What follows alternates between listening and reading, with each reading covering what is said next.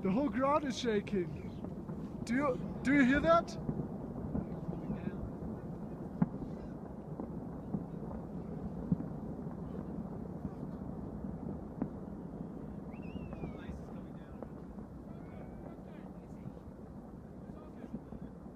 The ground is shaking. What about if the ground opens up? Shit.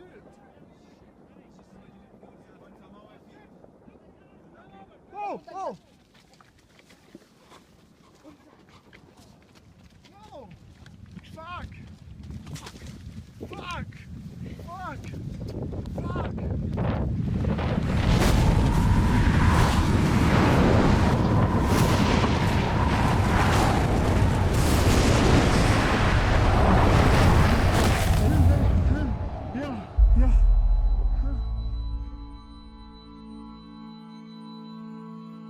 I woke up with a heavy feeling. I had had a dream, but when I woke up, only fragments remained in my accessible mind.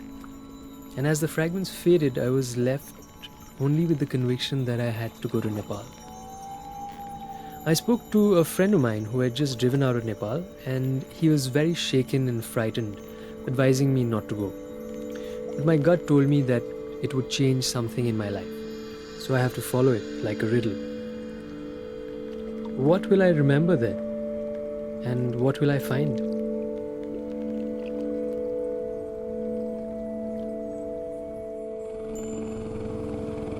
Nepal had always been a part of my family mythology. My father had sponsored a Tibetan orphan refugee, and I grew up seeing a picture on top of the fireplace. I knew almost nothing about her. She's perhaps 22 and maybe lives in Nepal. When Ando asked me to go, I said yes.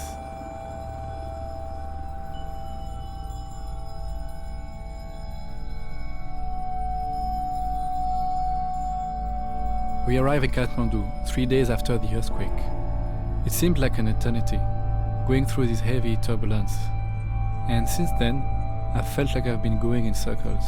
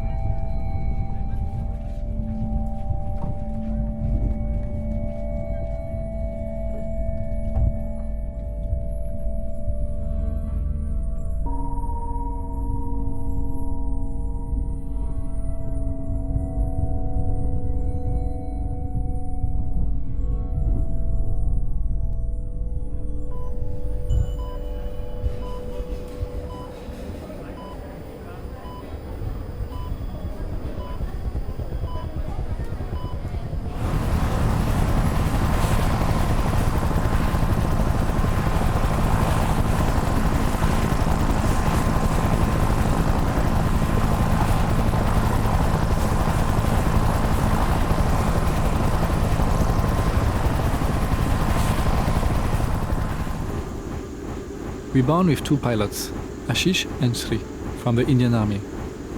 They help us access the more affected villages near the epicenter.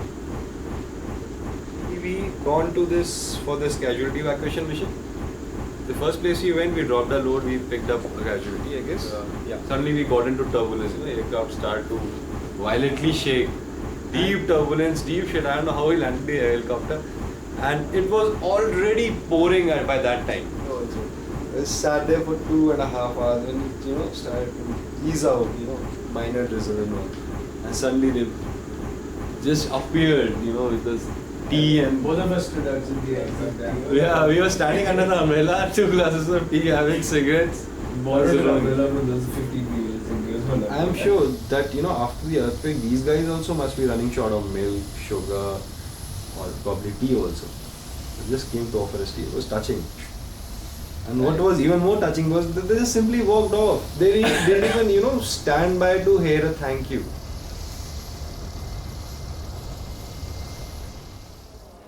My name is Revati Guru. I stay just near to this hospital. I thought I also wanted to help other people. So we are doing, we help in making shelter to others, and I got idea I can make tea. So it can be useful for sick people and the relatives of the patients in the hospital. On 25th April, it was my son's 5th birthday. So we are planning to go fun park, and suddenly it came, and my house was being like it was a swing, you know, very like a jelly. I felt like it's very, very long, and I felt like I died now. I just didn't think. And when I came out, when he stopped a little bit, and then I realized I had a son, I had to look after him. And then later I realized, and I went to find him, and he came back.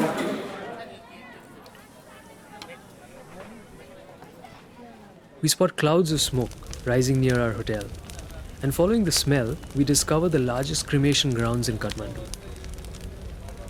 We are treated like journalists and start behaving like them, stabbing cameras and microphones into their grief and torn lives, trying to profit from it.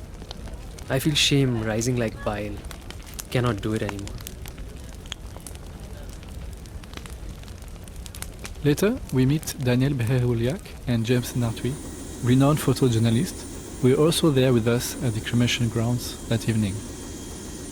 They show us a new perspective, a beautiful dance that they dance every day of their lives, documenting painful situations with grace.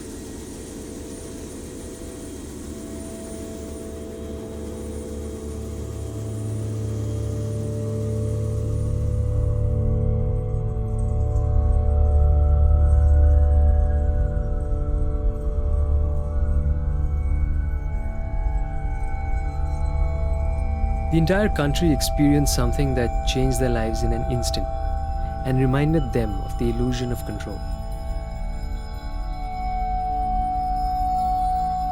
It is what his dream was hinting at. We didn't have a clear direction to go in, so I asked him if he had another vision for us to follow. How do I come up with a vision? But still, I close my eyes, I sit on the bed, and I have an image of a girl on a white stupa against the backdrop of high peaks. Weird. James and Daniel make a plan to get to the epicenter, which is deep in the Himalayas and difficult to reach since all the roads have collapsed. I decide to go with them. Maybe answers lie there.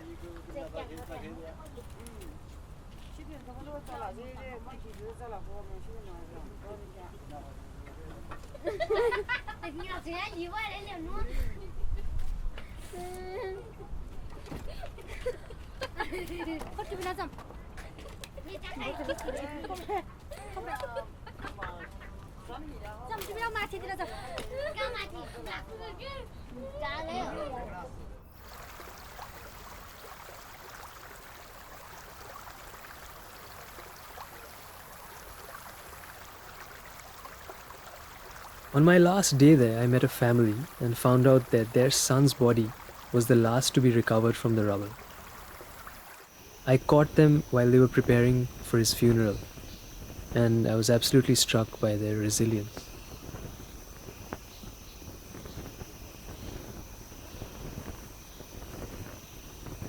On a night walk through the town, the stench of death still in the air, hanging with the moon, we walked through the rubble. I realized I was truly in a ghost town. The survivors had set up tents outside the village, abandoning the town to the dogs and the dead.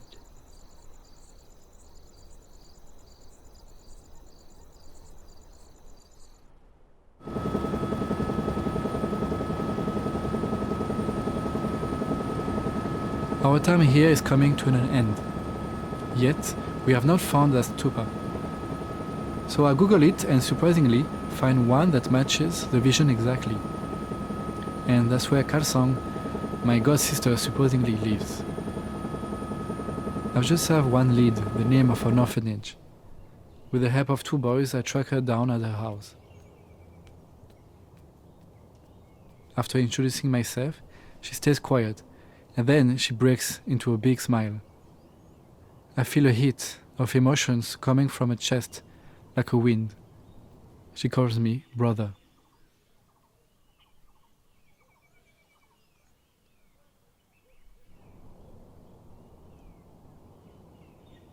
Given the dangerous nature of the trip, I had written my will before coming.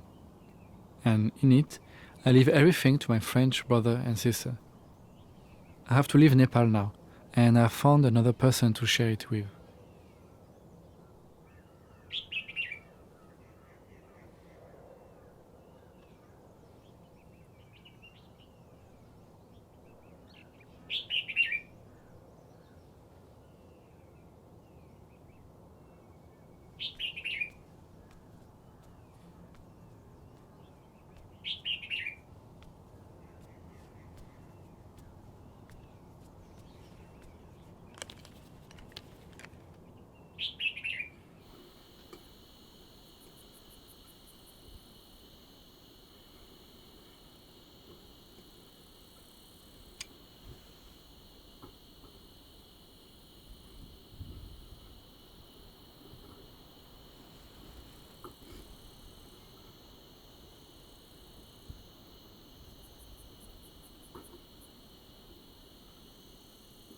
At the end of the journey, I'm alone to contemplate the dream and everything that came after.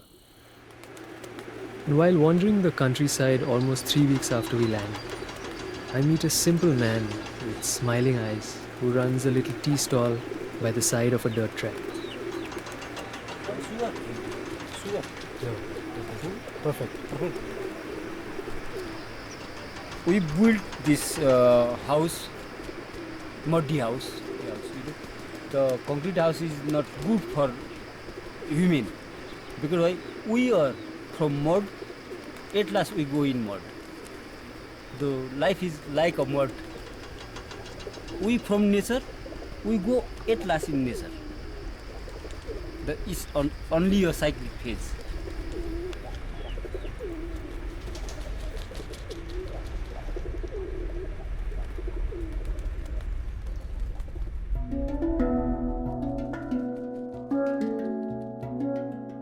As I'm packing my bags to leave, a deep rumble stirs in the earth. I think it's an aftershock. But it can't be another big earthquake. They told us it's impossible. But as the intensity builds and the adrenaline kicks in, I run outside on the street along with everyone else. Instead of dread and terror, I encounter laughter. Nepalis around me have burst into laughter at the absurdity of the situation, and without realizing it, I too am laughing. The earth is moving like a lump of jello, and we stand there, all of us in the moment, surfing concrete in pure joy, because we can't do a damn thing about it.